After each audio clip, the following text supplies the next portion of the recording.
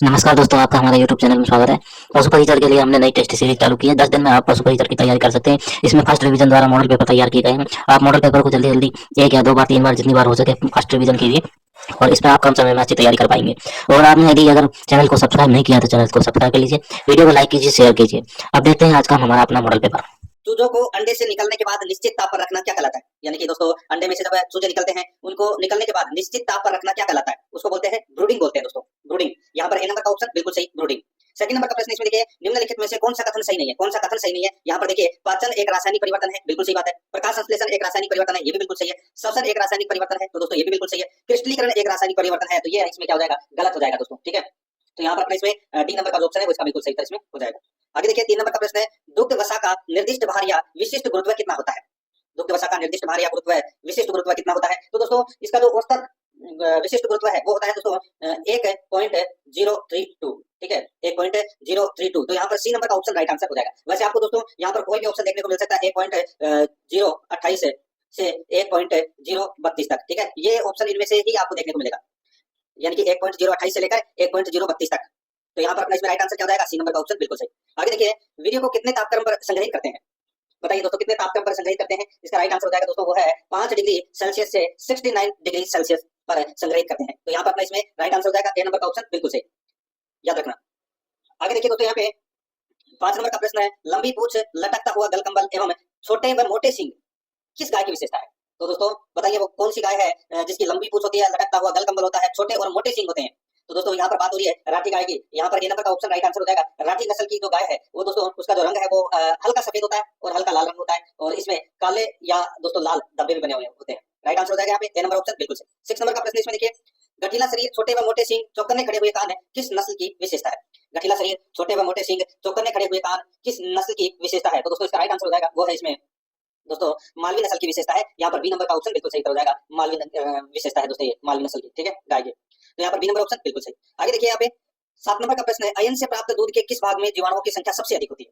अयन से प्राप्त यानी कि थन से प्राप्त दूध के किस भाग में जीवाणुओं की संख्या सबसे अधिक होती है? तो इसका राइट आंसर हो जाएगा दोस्तों, देखिए अयन से प्राप्त जो प्रथम 2-4 धारों में सबसे अधिक जीवाणु रहते हैं, ठीक है। तो यहाँ पर अपना इसमें राइट आंसर क्या हो जाएगा? उसको अग्रिम दूध बोलते हैं दोस्तों, अग्रिम दूध। यहाँ पर ए नंबर का ऑप्शन बिल्कुल सही, अग्रिम दूध। नेक्स्ट 8 नंबर का प्रश्न इसमें देखिए, गर्भाशय में जीवाणुओं के संक्रमण नष्ट करने हेतु आंतरिक जननांगों की धुलाई करना क्या कहलाता है? बताइए, गर्भाशय में जीवाणु के संक्रमण नष्ट करने हेतु आंतरिक जननांगों की धुलाई करना क्या कहलाता है? तो उसको बोलते हैं दोस्तों गर्भाशय डुस। क्या बोलते हैं? गर्भाशय डुस बोलते हैं। राइट आंसर हो जाएगा यहाँ पे ए नंबर का ऑप्शन सही उत्तर। 9 नंबर का प्रश्न इसमें देखिए, वे पोल्ट्री पक्षी जो विशेष रूप से मांस के लिए पाले जाते हैं उन्हें क्या कहा जाता है? यानी कि वे पोल्ट्री पक्षी जो विशेष रूप से मांस के लिए पाले जाते हैं उन्हें क्या कहा जाता है? उन्हें बॉयलर कहा जाता है दोस्तों। क्या कहा जाता है? बॉयलर। और एक होता है कि वे पोल्ट्री पक्षी जो विशेष रूप से अंडे के लिए पाले जाते हैं तो उन्हें कहते हैं लेयर्स। क्या बोलते हैं? लेयर्स बोलते हैं दोस्तों। ये आपको इसमें विशेष तौर पर याद रखना है, परीक्षा में इनमें से एक प्रश्न जरूर पूछा जाएगा। यहाँ पर डी नंबर का ऑप्शन बिल्कुल सही। 10 नंबर का प्रश्न इसमें देखिए, कुक्कुट में पाया जाने वाला विषाणु जनित रोग है। कुक्कुट में पाया जाने वाला विषाणु जनित रोग है तो वो कौन सा है? दोस्तों यहाँ पर देखिए इसमें इसका राइट आंसर हो जाएगा रानीखेत, ठीक है, रानीखेत इसका राइट आंसर हो जाएगा। बी नंबर का ऑप्शन बिल्कुल सही। रानीखेत मुर्गियों में पाया जाने वाला एक मुख्य संक्रामक रोग है और ये विषाणु जनित बीमारी है, और इस रोग में पक्षियों के श्वसन तंत्र एवं तंत्रिकाएं हैं वो प्रभावित होती है। यहाँ पर बी नंबर ऑप्शन बिल्कुल सही। 11 नंबर का प्रश्न इसमें देखिए, दूध की गुणवत्ता का निर्णय करने में किसका अनुमान लगाने के लिए लैक्टोमीटर का प्रयोग किया जाता है? तो दोस्तों लैक्टोमीटर का प्रयोग किस लिए किया जाता है? इसका राइट आंसर हो जाएगा वो है अपेक्षित घनत्व ज्ञात करने के लिए। अपेक्षित घनत्व ज्ञात करने के लिए लैक्टोमीटर का प्रयोग किया जाता है, और इसका प्रयोग दोस्तों अधिकतर डेयरी में ज्यादा किया जाता है। डी नंबर का ऑप्शन बिल्कुल सही हो जाएगा। इससे क्या है कि दूध में पानी की मात्रा का पता लग जाता है इसके अंदर। यहाँ पर डी नंबर का ऑप्शन बिल्कुल सही। आगे देखिए 12 नंबर का प्रश्न है, पशुओं के कृत्रिम गर्भाधान में प्रयुक्त शुक्राणुओं को किसमें संग्रहित किया जाता है? पशुओं के कृत्रिम गर्भाधान में प्रयुक्त शुक्राणुओं को किसमें संग्रहित किया जाता है? तो दोस्तों इसका राइट आंसर हो जाएगा, बताइए। तो ये संग्रहित किया जाता है दोस्तों तरल नाइट्रोजन में, तरल नाइट्रोजन में, ठीक है। राइट आंसर हो जाएगा यहाँ पे ए नंबर का जो ऑप्शन है वो इसका बिल्कुल सही, तरल नाइट्रोजन में, ठीक है, याद रखना। आगे देखिए दोस्तों, यहाँ पे सींग रहित बकरी की नस्ल है। बताइए सींग रहित बकरी की नस्ल है वो कौन सी है? राइट आंसर हो जाएगा दोस्तों वो बकरी की नस्ल है टोटनबर्ग। कौन सी है? टोटनबर्ग। बी नंबर का ऑप्शन राइट आंसर हो जाएगा। और इस बकरी का जो शरीर का रंग है वो हल्का भूरा होता है, ये भी आपको इसमें विशेष तौर पर याद रखना है, ठीक है। यहाँ पर बी नंबर ऑप्शन बिल्कुल सही। आगे देखिए, ओडिशा में निम्नलिखित में से कौन सा राष्ट्रीय उद्यान सफेद बाघ का प्राकृतिक आवास है? ओडिशा में निम्नलिखित में से कौन सा राष्ट्रीय उद्यान सफेद बाघ का प्राकृतिक आवास है? तो यहाँ पर इसका राइट आंसर हो जाएगा वो है नंदनकानन राष्ट्रीय उद्यान। ये दोस्तों सफेद बाघ का प्राकृतिक आवास है ओडिशा में। राइट आंसर हो जाएगा यहाँ पे ए नंबर का ऑप्शन बिल्कुल सही, नंदनकानन राष्ट्रीय उद्यान।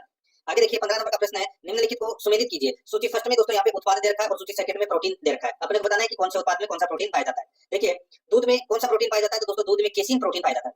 अंडे में दोस्तों एल्ब्यूमिन प्रोटीन है वो पाया जाता है। मांस के अंदर दोस्तों मायोसिन प्रोटीन पाया जाता है, और ऊन के अंदर दोस्तों क्रिएटिन प्रोटीन पाया जाता है। यहाँ पर अपना इसमें राइट आंसर क्या हो जाएगा वो है, देखिए 3, 4 3-4-2-1 3-4-2-1 अपना इसमें राइट आंसर हो जाएगा। ठीक है, तो यहाँ पर देखिए 3-4-2-1 सी नंबर का जो ऑप्शन है वो इसका बिल्कुल सही उत्तर हो जाएगा।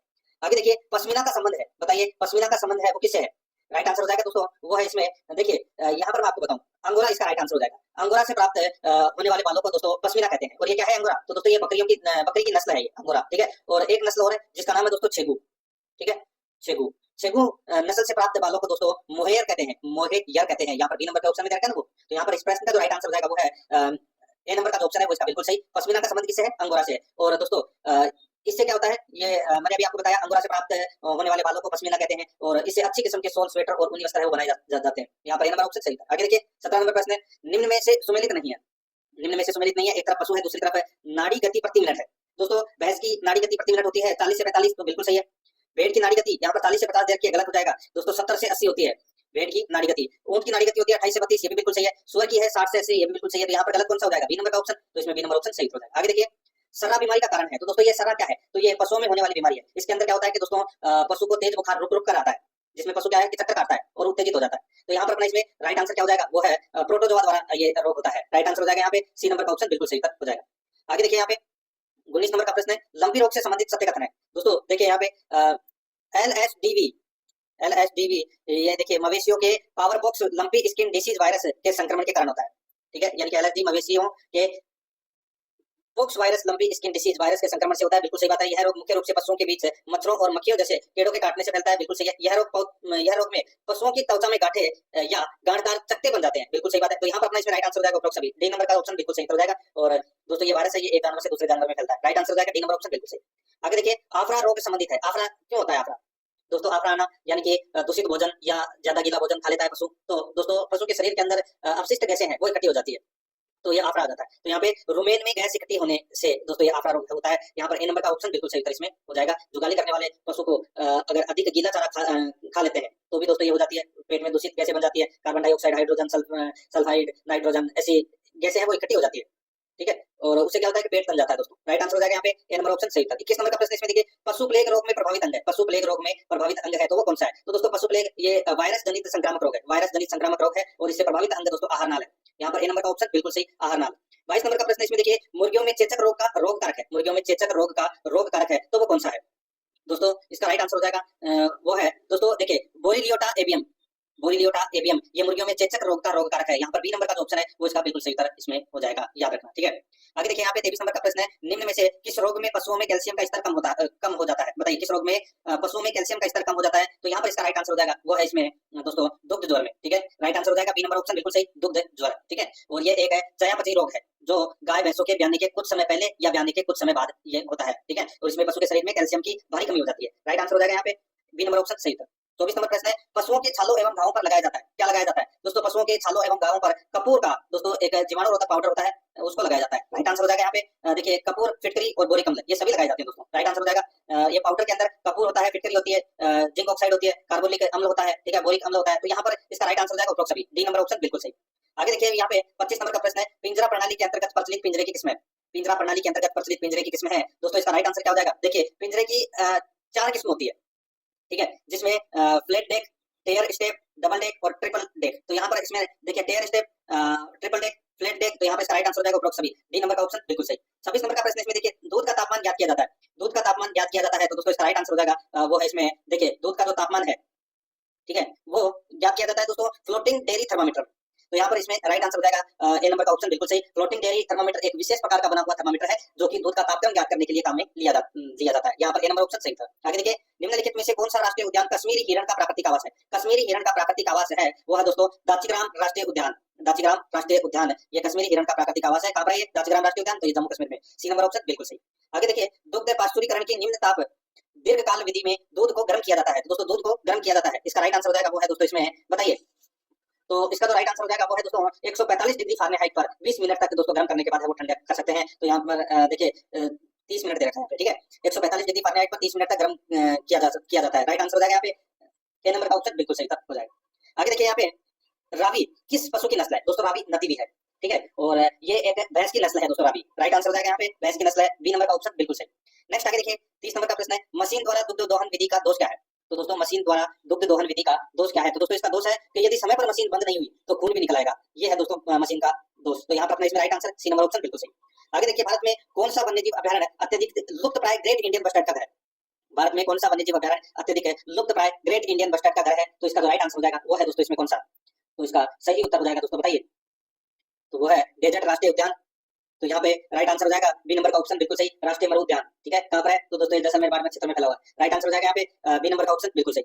32 नंबर का प्रश्न है, दूध का निर्जमीकरण कब किया जाता है? बताइए, दूध का निर्जमीकरण किया जाता है तो इसका राइट आंसर हो जाएगा वो है दोस्तों वसा को कम करने के लिए किया जाता है। राइट आंसर हो जाएगा यहाँ पे बी नंबर का ऑप्शन बिल्कुल सही, वसा को कम करने के लिए।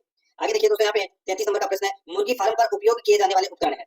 तो दोस्तों मुर्गी फार्म पर उपयोग किए जाने वाले उपकरण है, यहाँ पर देखिए ब्रूडर। ब्रूडर क्या होता है? ये दोस्तों कई प्रकार के होते हैं जो छोटे चूजों को इसके द्वारा गर्मी प्रदान की जाती है।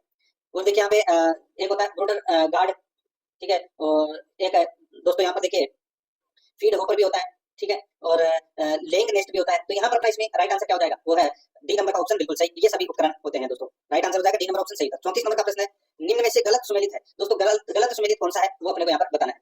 ब्राउन स्विस, दोस्तों ये कहाँ की कौन सी नस्ल की है ये दोस्तों? ब्राउन स्विस गाय। तो ये स्विट्जरलैंड की है दोस्तों, ठीक है। जर्सी, तो दोस्तों ये स्कॉटलैंड है, वो यहाँ पर गलत दे रखा है। जर्सी है ये दोस्तों किसकी गाय है? तो जर्सी द्वीप मूल स्थान की गाय है, ठीक है, यानी कि उत्पत्ति स्थान दोस्तों आयरशायर।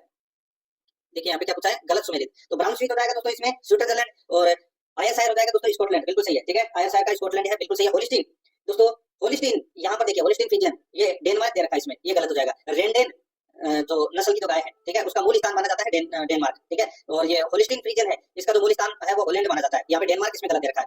और शॉर्ट हॉर्न ये इंग्लैंड की नस्ल है दोस्तों, यानी कि उत्पत्ति स्थान इसका इंग्लैंड है, बिल्कुल सही है। तो यहाँ पर right answer C number option बिल्कुल सही हो जाएगा, ठीक है। आगे देखिए, जब दो प्रजातियों को अंतर्वर्ती क्रम में संकरण किया जाता है तो वह कहलाता है, तो क्या कहलाता है? तो दोस्तों वो कहलाता है क्रिस क्रॉसिंग कहलाता है। सी नंबर ऑप्शन सही। आगे देखिए, निम्न में से किस प्रकार की दांत को कपोल दांत के नाम से जाना जाता है? कपोल दांत के नाम से दोस्तों इसका जो राइट आंसर हो जाएगा वो है इसमें अग्रश्रवण दांत, ये कपोल दांत के नाम से जाना जाता है। बी नंबर ऑप्शन बिल्कुल सही। आगे देखिए, बारबरी व टोगेनबर्ग प्रजाति है, बारबरी व टोगेनबर्ग प्रजाति है, तो इसका जो राइट आंसर क्या हो जाएगा वो है इसमें, बताइए। तो देखिए बारबरी और टोगेनबर्ग है, ये बकरी की नस्ल है। राइट आंसर इसमें ए नंबर का ऑप्शन बिल्कुल सही हो जाएगा। आगे देखिए, भैंस की कौन सी नस्ल अधिकतम वसा वाला दूध देती है? तो अधिकतम वसा वाला दूध है वो भदावरी भैंस देती है दोस्तों, ठीक है। राइट आंसर हो जाएगा बी नंबर का ऑप्शन बिल्कुल सही, इसमें 12 से 14% तक वसा होती है। बी नंबर ऑप्शन सही। आगे देखिए, निम्नलिखित में से शरीर के पाचन तंत्र का भाग नहीं है, बताइए शरीर के पाचन तंत्र का भाग कौन सा नहीं है? तो देखिए यहाँ पर मुंह है, वो पाचन तंत्र का भाग नहीं है। राइट आंसर हो जाएगा यहाँ पे, सॉरी देखिए ग्रासनी है, गुदा है, मुंह है, लेकिन प्लीहा नहीं है, ठीक है दोस्तों। शरीर के पाचन तंत्र के जो मुख्य अंग है वो है मुख भुआ, ग्रासनी, आमाशय, आंत्र, ठीक है, और ये जो प्लीहा है ये क्या है? तो ये नलिका विहीन ग्रंथि है, ठीक है। तो यहाँ पर अपना इसमें राइट आंसर हो जाएगा, ये पाचन तंत्र का भाग नहीं है। बी नंबर ऑप्शन बिल्कुल सही। आगे देखिए, निम्न में से कौन सा विटामिन रक्त का थक्का बनने के लिए जिम्मेदार होता है? तो रक्त का थक्का बनने के लिए जिम्मेदार विटामिन के उत्तरदायी है। राइट आंसर हो जाएगा यहाँ पे डी नंबर का ऑप्शन बिल्कुल सही उत्तर इसमें हो जाएगा, ठीक है, याद रखना। दोस्तों आपने पशु परिचर का मॉडल पेपर देखा, हमारे सभी मॉडल पेपर प्ले लिस्ट में तैयार है। आप वहां से प्ले लिस्ट में से अपने पुराने मॉडल पेपर भी देख सकते हैं, सभी मॉडल पेपर प्ले लिस्ट में है। आप एक एक दो करके सभी मॉडल पेपर को फर्स्ट रिवीजन कर लीजिए। ये फर्स्ट रिवीजन से इसके अंदर जितने भी सवाल है आपको कम समय में जल्दी से जल्दी तैयारी मिलेगी। 10 दिन में हमारा टारगेट है, 10 दिन में पूरा कोर्स कंप्लीट करा दिया जाएगा। इसके अंदर आप हमारे मॉडल पेपर को देख करके अपनी तैयारी मजबूत कर सकते हैं। वीडियो देखने के लिए आपका बहुत बहुत धन्यवाद। चैनल को सब्सक्राइब कर लीजिए अगर सब्सक्राइब नहीं किया है तो।